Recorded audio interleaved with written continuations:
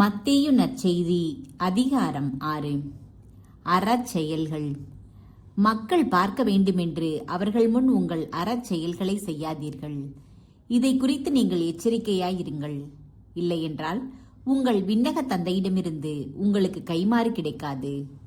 நீங்கள் தர்மம் செய்யும்போது உங்களை பற்றி தம்பட்டம் அடிக்காதீர்கள். வெளிவேடக்காரர் மக்கள் புகழ வேண்டுமென்று தொழுகை கூடங்களிலும் சந்துகளிலும் நின்று அவ்வாறு செய்வர். அவர்கள் தங்களுக்குரிய கைமாறு பெற்றுவிட்டார்கள் என உறுதியாக உங்களுக்கு சொல்கிறேன். நீங்கள் தர்மம் செய்யும்போது உங்கள் வழக்கை செய்வது இடக்கைக்கு தெரியாதிருக்கட்டும். அப்பொழுது நீங்கள் செய்யும் தர்மம் மறைவாயிருக்கும். மறைவாய் உள்ளதை காணும் உங்கள் தந்தையும் உங்களுக்கு கைமாறு அளிப்பார். இறைவேண்டல். நீங்கள் இறைவனிடம் வேண்டும் பொழுது வெளிவேடக்காரரைப் போல் இருக்க வேண்டாம். அவர்கள் தொழுகை கூடங்களிலும் வீதியோரங்களிலும் நின்று கொண்டு மக்கள் பார்க்க வேண்டுமென இறைவேண்டல் செய்ய விரும்புகிறார்கள். அவர்கள் தங்களுக்குரிய கைமாறு பெற்றுவிட்டார்கள் என உறுதியாக உங்களுக்கு சொல்கிறேன். ஆனால் நீங்கள் இறைவனிடம் வேண்டும் பொழுது உங்கள் உள்ளறைக்கு சென்று கதவை அடைத்து கொண்டு மறைவாய் உள்ள உங்கள் தந்தையை நோக்கி வேண்டுங்கள். மறைவாய் உள்ளதை காணும் உங்கள் தந்தையும் உங்களுக்கு கைமாறு அளிப்பார். மேலும் நீங்கள் இறைவனிடம் வேண்டும் பொழுது பிற இனத்தவரைப் போல பிதற்ற வேண்டாம். மிகுதியான சொற்களை அடுக்கிக் கொண்டே போவதால் தங்கள் வேண்டுதல் கேட்கப்படும் என அவர்கள் நினைக்கிறார்கள். நீங்கள் அவர்களைப் போல் இருக்க வேண்டாம். ஏனெனில் நீங்கள் கேட்கும் முன்னரே உங்கள் தேவையை உங்கள் தந்தை அறிந்திருக்கிறார். ஆகவே நீங்கள் இவ்வாறு இறைவனிடம் வேண்டுங்கள். விண்ணுலகில் இருக்கிற எங்கள் தந்தையே, உமது பெயர் தூயதென போற்றப் பெறுக. உமது ஆட்சி வருக. உமது திருவுளம் விண்ணுலகில் நிறைவேறுவது போல மண்ணுலகிலும் நிறைவேறுக. இன்று தேவையான உணவை எங்களுக்கு தாரும். எங்களுக்கு எதிராக குற்றம் செய்தோரை நாங்கள் மன்னித்துள்ளது போல எங்கள் குற்றங்களை மன்னியும். எங்களை சோதனைக்கு உட்படுத்தாதேயும். தீயோனிடமிருந்து எங்களை விடுவியும். மற்ற மனிதர் செய்யும் குற்றங்களை நீங்கள் மன்னிப்பீர்களானால் உங்கள் விண்ணகத் தந்தையும் உங்களை மன்னிப்பார். மற்ற மனிதரை நீங்கள் மன்னிக்காவிடில் உங்கள் தந்தையும் உங்கள் குற்றங்களை மன்னிக்க மாட்டார். நோன்பு இருத்தல். மேலும் நீங்கள் நோன்பு இருக்கும்போது வெளிவேடக்காரரைப் போல முகவாட்டமாய் இருக்க வேண்டாம். தாங்கள் நோன்பு இருப்பதை மக்கள் பார்க்க வேண்டுமென்றே அவர்கள் தங்கள் முகங்களை விகாரப்படுத்திக் கொள்கிறார்கள். அவர்கள் தங்களுக்குரிய கைமாறு பெற்றுவிட்டார்கள் என உறுதியாக உங்களுக்கு சொல்கிறேன்.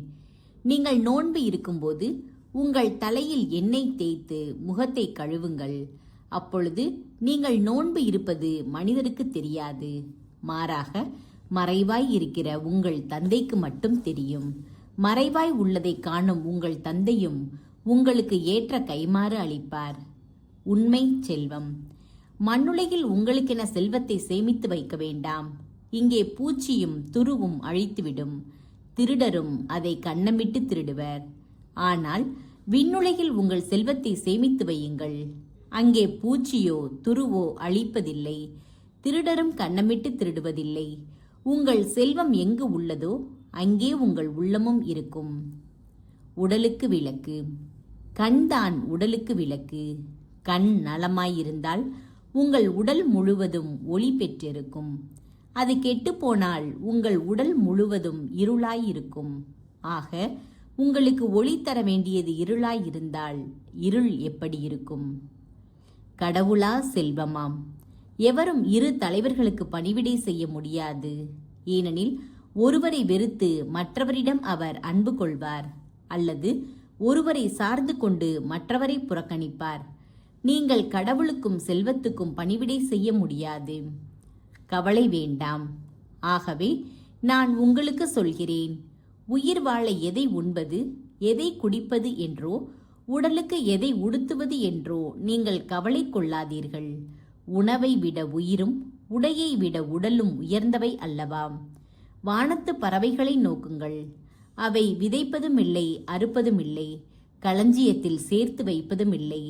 உங்கள் விண்ணகத் தந்தை அவற்றுக்கும் உணவு அளிக்கிறார்.